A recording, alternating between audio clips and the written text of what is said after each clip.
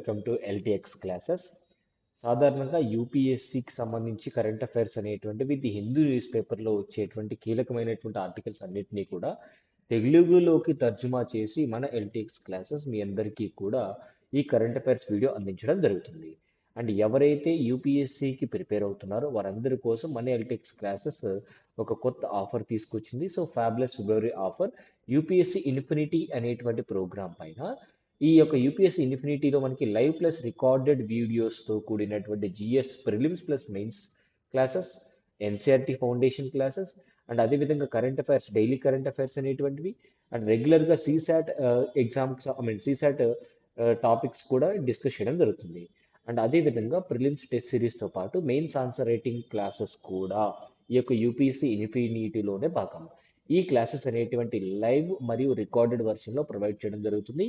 Fee వచ్చేసి 80,000, కాకపోతే ఫిబ్రవరి మంత్లో మీ అందరికీ కూడా ఆఫర్ ప్రొవైడ్ చేయడం జరుగుతుంది. సో టోటల్గా 64,000, అంటే సమ్వేర్ 20,000 20% అనేటువంటిది మీకు ఈ యొక్క ఆఫర్ ఇవ్వడం జరుగుతుంది. అండ్ ఈ లైఫ్ టైం వ్యాలిడిటీ, అంటే మీరు ఒక్కసారి ఈ యొక్క కోర్సులో ఎన్రోల్ అయినట్టయితే ఖచ్చితంగా మీకు లైఫ్ టైం ఈ యొక్క వ్యాలిడిటీ అనేది ఉంటుంది. అంటే ఎప్పుడైనా క్లాసెస్ వినొచ్చు, చూడొచ్చు. అండ్ తెలుగు మీడియం అభ్యర్థులందరికీ కూడా ఈ యొక్క సపరేట్ క్లాసెస్ అనేటువంటి తెలుగు మీడియంలో బోధించడం జరుగుతుంది. అండ్ ఈ యొక్క ఆఫర్ అనేటువంటిది 28th ఫిబ్రవరి వరకు మాత్రమే. అండ్ ఆఫ్లైన్ క్లాసెస్ కావాలి అనుకున్న వారందరికీ కూడా వైజాగ్ కేంద్రంగా ఎల్టీ క్లాసెస్, ఆఫ్లైన్ క్లాసెస్ అనేటువంటివి అందించడం జరుగుతుంది. ఫర్దర్ డీటెయిల్స్ కోసం ఈ నెంబర్కి కాంటాక్ట్ అవ్వచ్చు. And LTX classes app download చేసుకున్నట్టయితే మీకు క్లాసెస్ వినేటువంటి అవకాశం ఉంటుంది. అదేవిధంగా రెగ్యులర్ కరెంట్ అఫైర్స్లో భాగంగా ఈరోజు కరెంట్ అఫైర్స్ మనకు వచ్చేసి భారత్ మలేషియా సంబంధాలకు సంబంధించి ఈ యొక్క ఇంటర్నేషనల్ పాయింట్ ఆఫ్ వ్యూ, అంటే అంతర్జాతీయ పరంగా వచ్చేటువంటి కరెంట్ అఫైర్స్లో ఇది ఒక భాగం అనమాట. వ్యూహాత్మక భాగస్వామ్య విస్తరణ. మీరు గమనించినట్టయితే ఉదాహరణకి ఇది భారతదేశ మ్యాప్ అనుకున్నట్టయితే ఇక్కడ అండమాన్ అండ్ నికోబార్ ఐలాండ్స్, ఇక్కడ ఉన్నటువంటి మలేషియా. సో మలేషియాకి మనకి ఉన్నటువంటి సంబంధం ఏంటి అంటే ఇక్కడ మలక్కా స్ట్రైట్ అనేటువంటిది ఉంటుంది. మలక్కా స్ట్రైట్, ఈ మలక్కా స్ట్రైట్ అంటే ఏంటి? జలసంధి అంటాం. సో ఈ జలసంధి అనేటువంటిది ప్రపంచవ్యాప్తంగా ఉన్నటువంటి సముద్ర మార్గం ద్వారా వెళ్ళేటువంటి రవాణాలో 60% రవాణా మొత్తము కూడా ఈ మలక్కా స్ట్రైట్ నుంచే, మలక్కా జలసంధి నుంచే వెళ్తుంది. అంటే భారతదేశానికి మలేషియాకి ఉన్నటువంటి సంబంధాల్లో భాగంగా వ్యాపార వాణిజ్యం అనేది చాలా ఇంపార్టెంట్. అండ్ అదేవిధంగా ఇరు దేశాలు కూడా పసిఫిక్ మహాసముద్రానికి అండ్ ఇండియన్ మహాసముద్రానికి, హిందూ మహాసముద్రానికి దగ్గరగా ఉన్నాయి. ఆ సముద్రం యొక్క పరిరక్షణ గురించి కావచ్చు, చైనా యొక్క ఆధిపత్యం గురించి కావచ్చు, భవిష్యత్ తరాలకు సంబంధించినటువంటి వ్యూహాత్మక ఆలోచనలు అనేటువంటివి పరస్పరం సహకరించుకుంటూ ఉండాలి అని చెప్పేసి భారత్ మలేషియా సంబంధాల్లో భాగంగా అంతర్జాతీయ సంబంధాలు అండ్ జిఎస్ పేపర్ 3లో ఆర్థిక వ్యవస్థ మరియు సాంకేతికత గురించి మనం మాట్లాడుకుంటాం. ఇటీవలే భారత్కి మలేషియాకి కొంత ఒప్పందాలు అనేటువంటి జరిగాయి. ఏంటి ప్రధానమైనటువంటి అంశం ఏంటంటే రక్షణ రంగంలో, వాణిజ్య మరియు సెమీ కండక్టర్ల, అదేవిధంగా ఇండో పసిఫిక్ వ్యూహాల్లో భారత్ మరియు మలేషియా తమ సహకారాన్ని విస్తరిస్తున్నాయి. అంటే ఒకరికొకరు పరస్పరం సహకరించుకుంటున్నారు. ఏ విషయంలో? రక్షణ రంగంలో, వాణిజ్య రంగంలో అండ్ సెమీ కండక్టర్లు తయారీ కేంద్రాలుగా కూడా ఇరు దేశాలు పరస్పరం పోటీ పడుతున్నాయి, సహకరించుకుంటున్నాయి.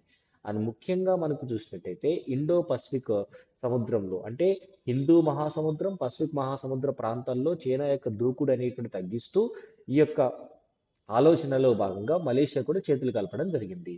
సో ఈ సందర్భంలో మలేషియా అనేది ఆసియాన్ దేశంలో కూడా ఒక దేశంగా భాగం కాబట్టి ఆసియాన్ దేశాలతో భారతదేశం మరికొంత మెరుగైనటువంటి సంబంధాలు పొందడంలో ఇది చాలా ఉపయోగపడుతుంది.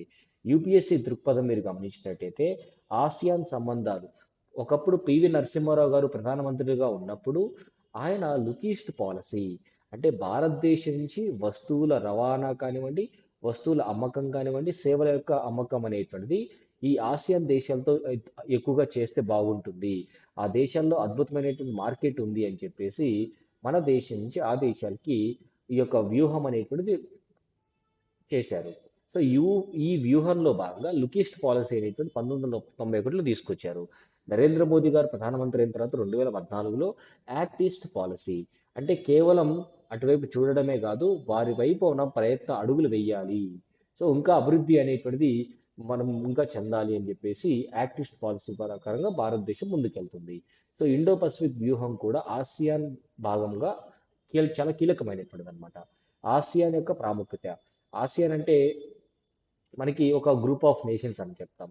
వాణిజ్యంలో కావచ్చు, సముద్ర భద్రత కావచ్చు, చైనా యొక్క ఆధిపత్యాన్ని ఎదుర్కొనడం కోసం తూర్పాసియా దేశాలు చాలా ముఖ్యం భారతదేశానికి. అండ్ ఆ దేశాలకి కూడా భారతదేశం యొక్క సహకారం అనేది చాలా ఇంపార్టెంట్. తర్వాత మలేషియా వ్యూహ ఉనికి ఎట్లా ఉంటుందంటే, మనకి మలక్కా జలసంధి ఏదైతే ఉందో, ఈ మలక్కా జలసంధి ద్వారా అత్యంత రద్దీగా ప్రపంచంలోనే ఈ యొక్క రవాణా వాణిజ్యం అనేటువంటి జరుగుతుంది. 60% పైగా ఈ ప్రాంతం నుంచి షిప్స్ వెళ్తూ ఉంటాయి. సహకార రంగాల విశ్లేషణ ఎట్లా ఉంటుందంటే, ఒకరికొకరు భారతదేశం మరియు మలేషియా ఎట్లా సహకరించుకుంటున్నాయంటే, రక్షణ మరియు భద్రతా రంగంలో ఎట్లా ఉంటుంది, సముద్ర భద్రత పైన చూస్తే సంయుక్త విన్యాసాలు, అంటే మనకి జాయింట్ ఎక్సర్సైజెస్ అంటాం. ఉదాహరణకి భారత్ సాగర్ సిద్ధాంతం, ఉగ్రవాద వ్యతిరేకత పోరాటంలో భాగంగా దక్షిణ చైనా సముద్రంలో అంటే సౌత్ చైనా సీ డిస్ప్యూట్లో భాగంగా కూడా మలేషియా బాధితురాలే. భారతదేశం వారందరికీ కూడా సపోర్ట్ చేస్తుందన్నమాట. సో ఈ సాగర్ సిద్ధాంతం అంటే మన భారతదేశం చుట్టూ ఉన్నటువంటి ప్రాంతాల్లో ఆర్ చైనాకు అనుసంధానంగా ఉన్నటువంటి ప్రాంతాల్లో మనం అక్కడ ఆధిపత్యం చెలాయించాలని ప్రయత్నిస్తున్నాం. సెమీకండక్టర్ల తయారీ సహకారంలో మలేషియా ఇప్పటికే ప్రపంచ సెమీకండక్టర్ తయారీ కేంద్రంగా ఉందన్నమాట. అంత దిగ్గజమైనటువంటి స్థాయిలో ఉంది కాబట్టి భారత్ తన యొక్క సెమీకండక్టర్ మిషన్ 2030ని రీచ్ అవ్వాలనుకుంటుంది కదా. ఈ కాంటెక్స్ట్లో మలేషియాని ఈ మలేషియాకి దగ్గరయ్యి మలేషియా దగ్గర ఉన్నటువంటి సాంకేతికత మరియు పెట్టుబడుల కొరకు మనం వారిని ఆకర్షించవచ్చు అనమాట.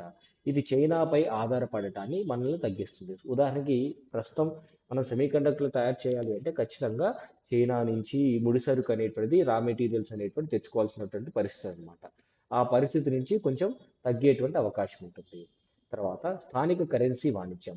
ఉదాహరణకి డాలర్ రూపంలోనే ప్రతి ఒక్కరు కూడా వ్యాపారం చేస్తారు. డాలర్ మారక ద్వారా అంటే ఏది కొన్నా ఏది అమ్మినా డాలర్ రూపంలో తీసుకోవాలి. దీనివల్ల ఏమవుతుంది, అమెరికా పైన డిపెండెన్సీ పెరిగిపోతుంది అనేటువంటి ఉద్దేశంతో ఇరు దేశాలు కూడా పరస్పరం ఒకరికొకరు సహకరించుకోవడం కోసం అసలు భారతదేశం అనేది రూపీలో అండ్ మలేషియా అనేది రింగిట్లో వ్యాపారం చేస్తుంది. మనం ఏదైనా వారికి అమ్మినా వారు మనకు రింగిట్లు ఇస్తారు.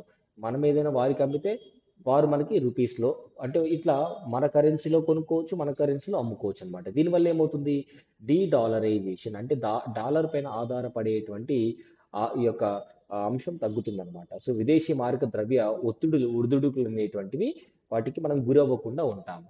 ఓకేనండి. తర్వాత డయాస్పొరా దౌత్యం. డయాస్పొరా దౌత్యం అంటే ఏం లేదు, మన భారతీయులు ఆ మలేషియాలో ఎంతమంది ఉన్నారు. సో భారతీయులు తరచుగా మలేషియాలో వెళ్ళి అక్కడ ఉద్యోగాలు, వ్యాపారాలు చేస్తూ స్థిరపడుతూ ఉంటారు. ఈ కాంటెక్స్ట్లో మలేషియా యొక్క సంస్కృతి మన యొక్క సంస్కృతి మలేషియాలో చాలా బలంగా స్థిరపడింది. సో ఈ రెండు దౌత్యపరంగా చూసుకున్నట్టయితే ఆర్థిక పరంగా కూడా మనకు అంటే ఇరు దేశాల ప్రజలు పరస్పరం ఒకరికొకరు అటు ఇటు వెళ్తుండే, అంటే మలేషియా దేశస్తులు మన దేశానికి, మన దేశంలో ఉన్నటువంటి ప్రజలు మలేషియా దేశానికి వెళ్తున్నట్టయితే ఆర్థిక పరంగా మనం ఆ ప్రజలు అనేటువంటి వారు అండ్ ఆర్థిక వనరులు అనేటువంటివి క్రియేట్ అవుతూ ఉంటాయి. సవాళ్ళు ఏమిటి అంటే వాణిజ్య లోటు అనమాట. సవాళ్ళు ఏమిటి అంటే వాణిజ్య లోటు. వాణిజ్య లోటు అంటే ఏంటి, మలేషియా నుంచి ఎక్కువ వస్తువులు మన భారతదేశానికి వచ్చి అమ్ముతున్నారు వాళ్ళు. కానీ మన భారతదేశం నుంచి మలేషియాకి వెళ్ళి మనం ఎక్కువగా వస్తువులు పంపించట్లేదు. పామాయిల్ దిగుమతులపై గతంలో ఉన్న వివాదాలు మరియు ఆసియన్ దేశాలపై చైనా ప్రభావం. సో ఉదాహరణకి మలేషియా నుంచి మన దేశానికి పామాయిల్ ఎక్కువగా వస్తుంది. అంటే మనం ఎక్కువ వినియోగించుకుంటున్నాం. అంటే మనం ఎక్కువ కొంటున్నాం తప్ప భారతదేశం నుంచి మలేషియా పెద్దగా ఏం కొనట్లేదు. మనమే ఎక్కువ కొంటున్నాం. సో ఈ పాయింట్ ఆఫ్ వ్యూలో మనం చూసుకోవాలి. తర్వాత బడ్జెట్ మరియు భారత్ అంతరిక్ష పరిశోధన వ్యవస్థ.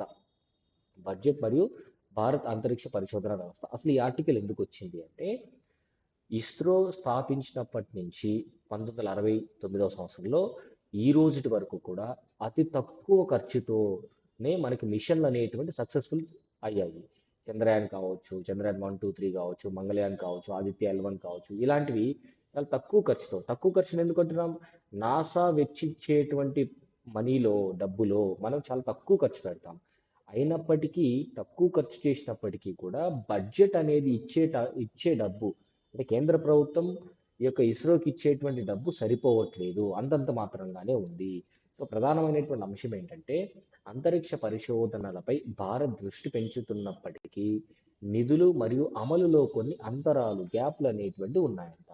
పరిణామం అప్పటి నుంచి ఇస్రో స్థాపన 1969 నుంచి తక్కువ ఖర్చుతోనే మిషన్లు పంపిస్తున్నాం. సంస్కరణలు ఏం చేశాం 2020 సంవత్సరంలో కోవిడ్ టైంలో ఇన్స్పేస్ అనేటువంటి ఒక ప్రైవేట్ వింగ్ అనేది తీసుకొచ్చి వీళ్ళు ఏం చేస్తారు అంటే ఈ యొక్క స్పేస్ సెక్టార్లో ప్రైవేట్ రంగానికి కొంత ప్రోత్సాహం అనేటువంటి చేస్తారు. అంటే ప్రైవేట్ రంగం నుంచి పెట్టుబడులు అనేటువంటివి ప్రైవేట్ రంగం నుంచి కొంత రీసెర్చ్ అనేటువంటి చేయాలి, కేవలం ఇస్రో ఒకటే చేయడం కుదరదు అని చెప్పేసి. అంతరిక్ష రంగం యొక్క ప్రాముఖ్యత ఏమిటంటే ఆర్థిక పరంగా చూసుకున్నట్టయితే ప్రపంచ అంతరిక్ష ఆర్థిక వ్యవస్థ మొత్తం భారతదేశం మాత్రమే కాదు, ప్రపంచ ఆర్థిక వ్యవస్థ అంతా కూడా అంతరిక్ష పరిశోధనలపైన ప్రపంచవ్యాప్తంగా ఎంత డబ్బు ఖర్చు పెడుతున్నారంటే 600 బిలియన్లకు పైగా ఉంది. టెలికాం, నావిగేషన్, రిమోట్ సెన్సింగ్, దీని యొక్క అప్లికేషన్లు అనంతం అనేటువంటి ఉన్నాయి. వ్యూహాత్మకత ఏంటి అంటే సరిహద్దు యొక్క పర్యవేక్షణ కూడా శాటిలైట్ల ద్వారా చూసుకోవచ్చు. క్షిపణి యొక్క మార్గదర్శకత్వం అంటే ఇప్పుడు ఒక క్షిపణిని మనం ఫైర్ చేసాం, ఒక మిజైల్ని మనం ఫైర్ చేసాం. ఫైర్ చేసిన తర్వాత అది ఏ దిశకు వెళ్ళాలి అని కూడా మనము శాటిలైట్ టెక్నాలజీ ద్వారా దాన్ని పంపించుకోవచ్చు అనమాట. మరియు జాతీయ భద్రత గురించి అంటే సమస్యలు ఏమిటి అంటే నాసా లేదా చైనాతో పోలిస్తే భారత్ అంతరిక్ష బడ్జెట్ చాలా తక్కువ అనమాట. అండ్ విదేశీ టెలిస్కోపులపై ఆధారపడడం, సో మన స్వదేశీ టెలిస్కోప్ల తయారీ లేకపోవడం, డబ్బు ఖర్చు, రెడ్ టేపిజం అంటే బ్యూరోక్రసీలోనే ఎక్కువ ఆలస్యం అనేటువంటిది అవుతుంది. అంటే అప్రూవల్స్ కోసం ఆలస్యం అయినప్పుడు దీని ఇంప్లిమెంటేషన్ కూడా చాలా ఇబ్బంది కలిగేటువంటి అవకాశం ఉంటుందన్నమాట. తర్వాత పార్లమెంటరీ చర్చల క్షీణత. దీని యొక్క అర్థం ఏంటంటే సాధారణంగా మనకి ఇక్కడ చూడండి పార్లమెంట్ అనేది ఉంది. పార్లమెంట్లో ఏం చెయ్యాలి? లోక్సభ కావచ్చు, రాజ్యసభ కావచ్చు. లోక్సభలో ఉన్నటువంటి సభ్యులందరూ ఏం చేస్తారు? రాజ్యసభలో ఉన్నటువంటి సభ్యులందరూ ఏం చేస్తారంటే ఒక బిల్ పైన చర్చించి దానిపైన ఉన్నటువంటి భేదాభిప్రాయాలన్నీ కూడా చర్చించిన తర్వాత అప్పుడు ఓటింగ్కి వెళ్తుంది. అయిపోయిన తర్వాత ఒక హౌస్లో మరొక హౌస్కి కూడా సేమ్ అదే విధంగా. అంటే ఒక హౌస్లో ఒక బిల్ పాస్ అయింది అంటే చర్చల ద్వారానే పాస్ అవ్వాలి, ఓటింగ్ ద్వారానే పాస్ అవ్వాలి. ఈ మధ్య కాలంలో ఏమవుతుంది 2014 తర్వాత పార్లమెంటరీ డిస్కషన్స్ అనేటువంటివి చాలా తగ్గిపోతున్నాయి. డెలిబరేషన్స్ అంటాం. డెలిబరేషన్స్ అంటే చర్చల యొక్క క్షీణత, అంటే చర్చించడం అనేది తగ్గిపోతుంది. చర్చించడం తగ్గితే ఏమవుతుంది అంటే ఏకపక్ష నిర్ణయంగా బిల్లులు పాస్ అయ్యేటువంటి అవకాశం ఉంటుంది. దానిలో మనకి ప్రజాస్వామ్య విలువలు అనేటువంటి ఉండవు అని చెప్పేసి అర్థం అనమాట. ప్రధానమైనటువంటి అంశం ఏంటి?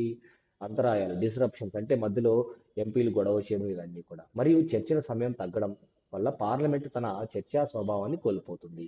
సో ఏదైనా ఒక బిల్లు ఇంట్రడ్యూస్ చేసినప్పుడు దానిపైన చర్చకు ఆహ్వానించాలి ప్రభుత్వం కూడా. ఆహ్వానించకపోగా వారు గోల్ చేస్తున్నారు, వీరు గోల్ చేస్తున్నారు అని చెప్పేసి ఈ బిల్ అనేటువంటిది పాస్ అయ్యే విధంగా చేస్తున్నారు. అంటే ఆ బిల్ గురించి అసలు ఒక బిల్లులో ఏముంది అని ప్రతి ఒక్క ఎంపీకి తెలియట్లేదు. ఎంపీకి తెలియట్లేదు అంటే దాని అర్థం ఏంటంటే ఎంపీని పంపించినటువంటి ప్రజలకు తెలియట్లేదు. వారు అంటే ఆ ఎంపీలకు ఉన్నటువంటి భేదాభిప్రాయాన్ని చెప్పడానికి కూడా అవకాశం లేకుండా పోయింది. అంటే డిస్కషన్స్ ఎక్కువకి అంటే ఇక్కడ స్పీకర్ కానివ్వండి, చైర్పర్సన్స్ కానివ్వండి, ఆ డిస్కషన్ జరగడానికి ఆహ్వానించాలి. ప్రాథమిక సూత్రం ఏంటంటే మంత్రి మండలి శాసనసభకు జవాబుదారీగా ఉండాలి. అంటే మంత్రులందరూ కూడా బిల్స్ ఇంట్రడ్యూస్ చేస్తారు. బిల్స్ ఇంట్రడ్యూస్ చేసిన తర్వాత దాని యొక్క భవిష్యత్తు యొక్క ఇంప్లిమెంటేషను, అమలు తీరు ఇవన్నీ కూడా ఎవరు జవాబుదారీ? ఎగ్జిక్యూటివ్ జవాబుదారీ. ఎవరికి? పార్లమెంట్కి అనమాట. చర్చ ఎందుకు ముఖ్యమంటే పారదర్శకత, అంటే ఏం జరుగుతుందో అందరికీ తెలుస్తుంది.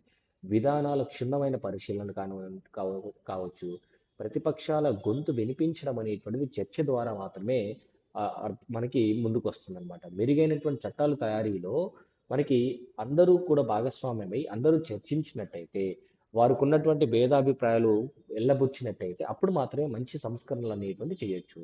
సో మానిటరీ చర్చా గంటలు అంటే మ్యాండేటరీ మ్యాండేటరీ డిబేట్ అవర్స్ అంటే ఖచ్చితంగా నిర్దిష్టంగా ఇన్ని గంటలు డిబేట్ చేయాలి అని పెట్టుకోవాలన్నమాట.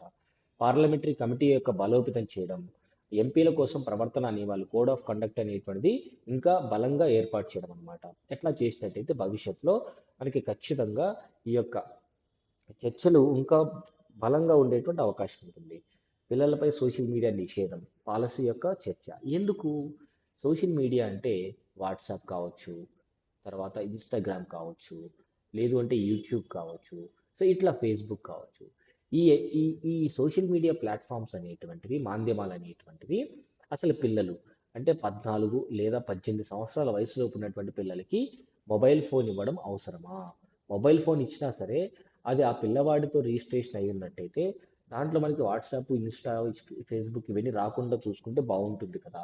ఎందుకు బాగుంటుంది అంటే పిల్లవాడు ఎక్కువగా కూడా ఈ యొక్క ఆన్లైన్ ప్లాట్ఫామ్స్కి అడిక్ట్ అయిపోయి విద్య పైన ఆసక్తి తగ్గిపోతుంది.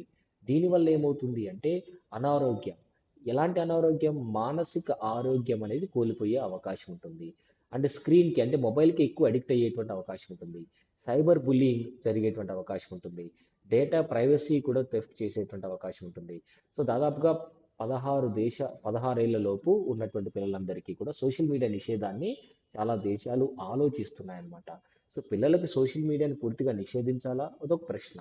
లేదా సురక్షితమైనటువంటి వినియోగాన్ని ప్రోత్సహించాలా? సురక్షితమైనటువంటి వినియోగాన్ని అంటే విద్య కోసం, వెల్బీయింగ్ కోసం, హెల్త్ కోసం మనం పిల్లలకి మొబైల్ ఫోన్ ఇవ్వచ్చా అనేది ఒక పెద్ద ప్రశ్న. అంటే ఎప్పుడైనా సరే ఇట్లాంటి సమస్యలు ఉన్నప్పుడు దానికి వచ్చే లాభాలు ఉంటాయి, నష్టాలు ఉంటాయి. మొబైల్ ఫోన్ యూజ్ చేయడం ద్వారా పిల్లల్లో పెరిగేటువంటి అంశం ఏంటంటే అనుకూలం అంటే పాజిటివ్స్ ఏంటి?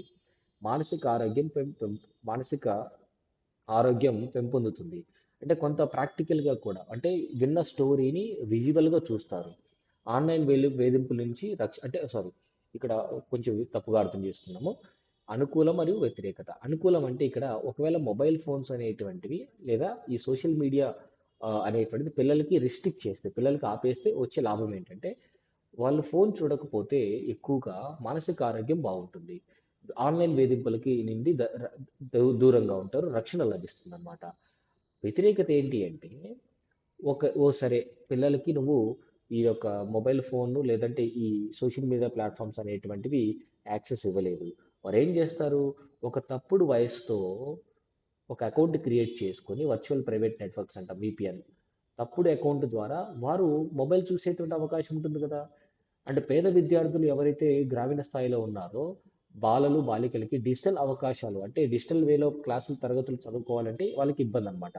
ఫోన్ ఇవ్వకపోతే అంటే ఈ యొక్క సోషల్ మీడియా వాళ్ళకి డిస్కనెక్ట్ చేస్తే. సానుకూలత ఏమిటి అంటే విద్య బాగా విద్య పైన ఎక్కువగా ఫోకస్ చేస్తారు, స్టడీస్ పైన, స్కిల్ డెవలప్ పైన ఫోకస్ చేస్తారు. అవగాహన కోసం సోషల్ మీడియా ఒక సాధనంగా ఉపయోగపడుతుంది అనమాట.